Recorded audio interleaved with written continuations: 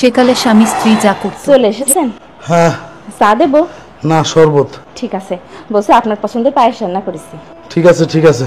আর কিছু রান্না করেছো? হ্যাঁ, আপনার পছন্দের মুরগির মাংস। আর সালাদ? হ্যাঁ, তা আবার বলা লাগে, সালাদও বানাইছি। বলছে আপনার একটা কথা বলতাম। কি বলো?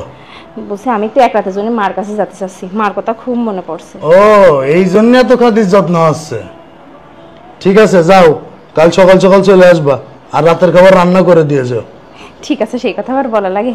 আসলে আপনি খুব ভালো মানুষ। আমি কিন্তু আনতে যেতে পারবো না। ঠিক আছে, আনা লাগবে না। আমার জন্য দোয়া করেন। ঠিক আছে, তোমার কথা আমার মনে পড়বে, সাবধানে যেও। ঠিক আছে। একালে স্বামী স্ত্রী যা করে। চলে এসেছো?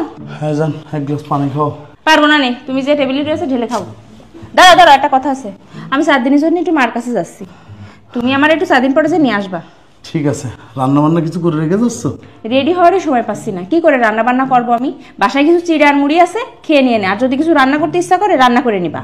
ঠিক আছে। আর শোনো, ঘর বাড়ি প্রচুর এলোমেলো হয়ে আছে, এগুলো গুছায় রাখবা। আমি এসে যেন সব ঠিকঠাক দেখি। ঠিক আছে, তাহলে সাবধানে যেও। ঠিক আছে।